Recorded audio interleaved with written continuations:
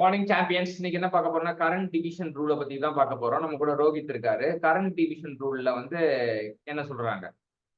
So I1 current கண்டுபிடிக்கிறதுக்கு R2 divided by the sum of R1 plus R2 whole multiplied by the source current.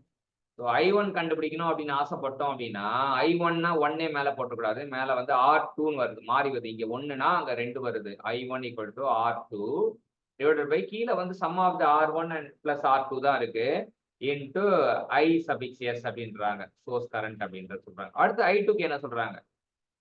So I2 current கண்டுபிடிக்கிறதுக்கு resistance R1 divided by sum of R1 plus R2 whole multiplied by the source current IS. So I2 equal to R1 divided by R1 plus R2 into IS சொல்றாங்க. இங்க I2னா மேல R1 வரும், அங்க I1னா மேல R2 வரும் அப்படின்னு தெரிஞ்சுக்கலாம்.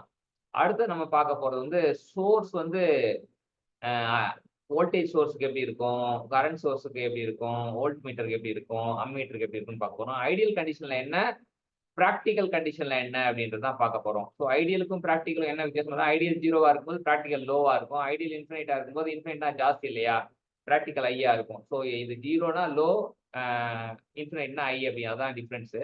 இப்போ நம்ம ஒன்று பார்ப்போம். சோர்ஸ் வந்து வோல்டேஜ் சோர்ஸா இருக்கும்போது ஐடியல்ல ஆர் சபிக்ஸ் எஸ் வந்து என்ன வரும்? So voltage sourceல ideal conditionக்கு resistance வந்து 0வா இருக்கும். அதே practical condition பார்த்தனா resistance வந்து லோவா இருக்கும். ஸோ 0வோட லோ வந்து ஈஸியா தொடர்படுத்திடலாம், நமக்கு ஒன்றும் பெரிய விஷயம் இல்லை. அடுத்து கரண்ட் சோர்ஸ் எப்படி இருக்கும்? இப்போ கரண்ட் சோர்ஸுக்கு ரெசிஸ்டன்ஸ் வந்து இன்ஃபினைட்டா இருக்கும். அதுலயே பிராக்டிக்கல் கண்டிஷன்ல பார்க்கும்போது ஹையா இருக்கும் நம்மளுக்கு. அந்த கரண்ட் சோர்ஸ் வந்து ஆர் சபிக்ஸ் எஸ்ன்றது இன்ஃபினைட்டா இருக்கும். ப்ராக்டிக்கலா பார்த்தீங்கன்னா ஆர்எஸ் சபிக்ஸ் எஸ் ஈக்குவல் ஐயா இருக்கும். வோல்ட் மீட்டருக்கு எப்படி இருக்கும்? வோல்ட் மீட்டர்ல ஆர் சஃபிக்ஸ் எம் வந்து இன்ஃபைனைட்டா இருக்கும். அதாவது பிராக்டிக்கல் கண்டிஷன்ல பார்க்கும்போது ஹையா இருக்கும். வோல்ட் மீட்டர்ல ஆர் சபிக்ஸ் எம் வந்து இன்ஃபினைட்டா இருக்கும், ஆர் சபிக்ஸ் எம் வந்து ஐயா இருக்கும். அது வந்து பிராக்டிக்கல் கண்டிஷன்ல, ஐடியல் கண்டிஷன்ல இன்ஃபினைட்டா இருக்கும், ப்ராக்டிக்கல் கண்டிஷன்ல ஐயா இருக்கும். அடுத்து அம்மீட்டர்.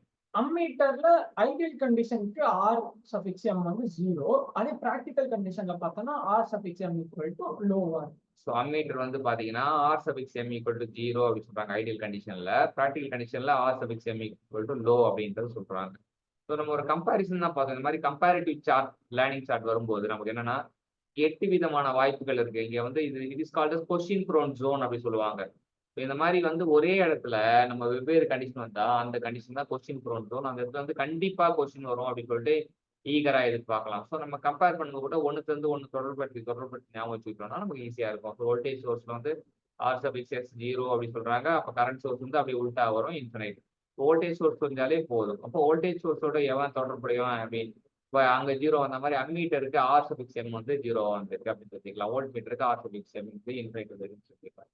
இன்னைக்கு என்ன தெரிஞ்சுக்கிட்டோம்னா வந்து நம்ம 2 விஷயம் தெரிஞ்சுக்கிட்டோம். ஒன்று வந்து சோர்ஸ் வந்து ஐடியல்லையும் இதையும் பார்த்துட்டோம். அப்புறம் கரண்ட் டிவிஷன் ரூல் வந்து பார்க்கணும். ஸோ ரெண்டுமே கற்றுக் கொடுத்த ரோஹித்துக்கு நம்ம தேங்க்யூ சொல்லுவோம்.